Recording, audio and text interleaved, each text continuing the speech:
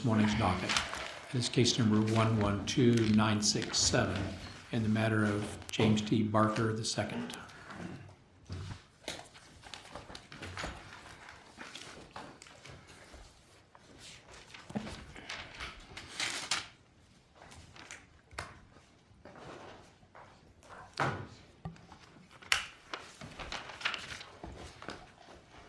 I don't see anyone appearing for Mr. Barker. Is Mr. Barker in the courtroom?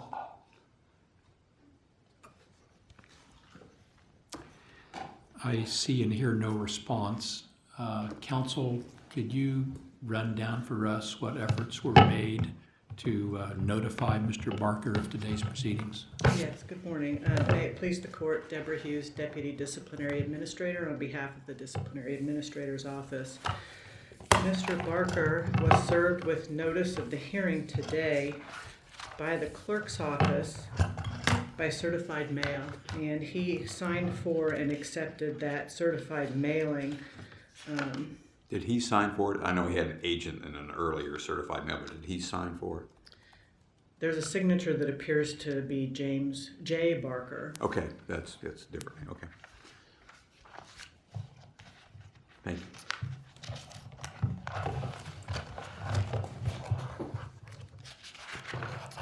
This is an original action in attorney discipline. The respondent was served by certified mail with the notice of hearing for today. He was also served, or attempts were made to serve him for the notice of hearing for the panel hearing. We did not obtain actual service on him at the address that we had, and that was for the hearing before the hearing panel. We sent it by certified mail to his last registered address that was with the clerk of the appellate courts. We attempted to track him down when that came back as undeliverable. We attempted to track him down to his home address, and the house had been sold, and it was his parents' home, and they had moved to Texas, and we had no forwarding address for them. We attempted to track him down at some business address that we found on the internet for him in Kansas City, Missouri. It had been an office that he was using, and he was gone. One of the other attorneys there told our investigator that he was gone, and that's all in the transcript. So we made every effort to give notice to Mr. Barker of the disciplinary hearing, and he failed to appear at that hearing. In the final hearing report, the hearing panel found that the respondent violated several rules of the Kansas Professional Conduct Rules, and that would be 5.5, the unauthorized practice of law after being administratively suspended. The evidence showed that he appeared at a preliminary hearing in Johnson County after his license had been suspended for failure to pay his annual registration. The hearing panel also found a violation of KRPC 7.1A and 7.5A, and that's a false or misleading letterhead, and that came about in the course of the investigation of this case after the complaint was filed by the prosecutors in Johnson County for his appearing in that case. We were attempting to track Mr. Barker down and get a response from him, and I used his address that was his registered address with the clerk of the appellate courts, and that was on his letterhead, and it showed a suite number in Blue Springs, Missouri. And when our investigator went over there, we discovered it was a UPS store, and the suite referred to a P.O. box. And so the hearing panel found that that was a violation of 7.1A and 7.5A because that was false or misleading as to his actual address. It gave the impression that that was his office location when in fact it was not. Hearing panel also found a violation of 8.4D, conduct prejudicial to the administration of justice, and that was in relation to appearing on a preliminary hearing when his license was suspended. 8.1B and 207B for failure to provide a timely written response to the initial complaint filed by the prosecutors. And 208C, that was for failure to keep his address current with the clerk of the appellate courts, which would have made it easier for us to have found him and given him notice of the disciplinary hearing. and Rule 218A, which is his failure upon being administratively suspended to notify his clients, notify opposing counsel, and notify the court of that suspension, which he did not do. We recommend that the court adopt the findings, the conclusions of the hearing panel on the rules violations. They are supported by the evidence. And on the issue of discipline, our recommendation remains the same as it was before the hearing panel, and we ask the court to follow the hearing panel's recommendation for suspension, indefinite suspension in this case.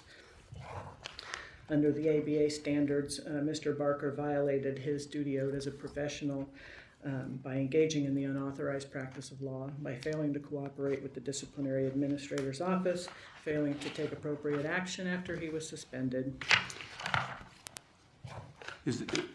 This whole thing arose because he did not pay his late fee. He was late in his registration requirement. That's correct. And he was didn't pay the late fee. He was notified, and then he was suspended. Yes. And then he paid it. But during the time in which he was suspended, he represented someone on an off-grid felony. Yes. Judge Moriarty became aware of this a couple of months after that, questioned him. I guess my question is was there any other concerns about his competence at the representation during the suspension time or at any other time during Mr. Barker's career? Have there been complaints about him, or is this procedural?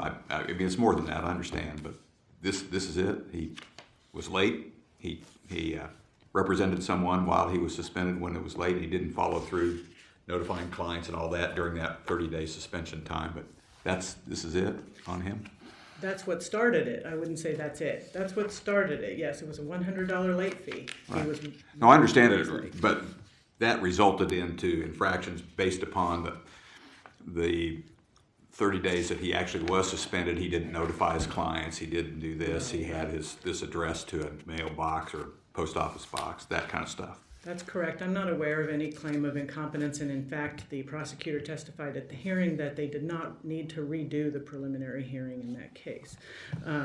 But in addition to the conduct that resulted in the filing of the complaint is one thing, but then there's what happened afterward. And he was clearly aware of the filing of that complaint by the prosecutor. Right, I understand. So, but it all stemmed from this. It all stemmed from that. Right, But also what's more egregious is the failure to cooperate with the disciplinary process afterwards, Right. and compounded by his failure to keep the clerk's office notified of where he can be reached. Along those lines, do you have any idea what, for lack of a better way of putting it, what's going on with Mr. Barker? Oh, Information that's not part of the record. Well, I know that he is currently suspended in Missouri, he's licensed in Missouri, for failure to pay taxes, I believe. That's been the case since 2011. I also, this is in the record that when the investigator was trying to track him down and went to that office in Missouri, he was told by the gentleman there that many people were looking for Mr. Barker, including the U.S. Marshals. I don't know what's involved with that. It might have something to do with the failure to pay taxes. I have no information about that. So you have no information about potential issues in his life, substance abuse, mental health? We just don't know. No, we don't know. Okay. And ordinarily, I mean, I guess that's part of what would factor into the recommendation for discipline, that why disbarment wouldn't be appropriate. And we don't know what's going on with Mr. Barker, but he certainly has evidenced a lack of interest in doing whatever's necessary to maintain his license. Why That wouldn't we leads- convert this up to a disbarment for the failure to show up here? I sort of expected your recommendation to be to dial up the discipline because they're required to be here and they're not. And he did have actual notice. I would fall back on that we don't know what's going on with him. And a bar license has a certain amount of value, and without all of the information, an indefinite suspension accomplishes the same thing. It gives him as a disbarment, he's not permitted to practice. And if he is able to overcome, if there's something that's going on with him right now, if he's able to overcome that and come back and ask for reinstatement, it's much easier to obtain a reinstatement if he makes the proper showing based on an indefinite suspension. So I think it's worth the benefit of the doubt under these circumstances.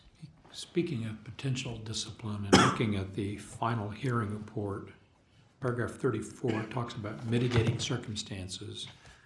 The hearing panel in this case found no circumstances present, which leads me to ask you, is there anything in the record about a prior record he may have with your office?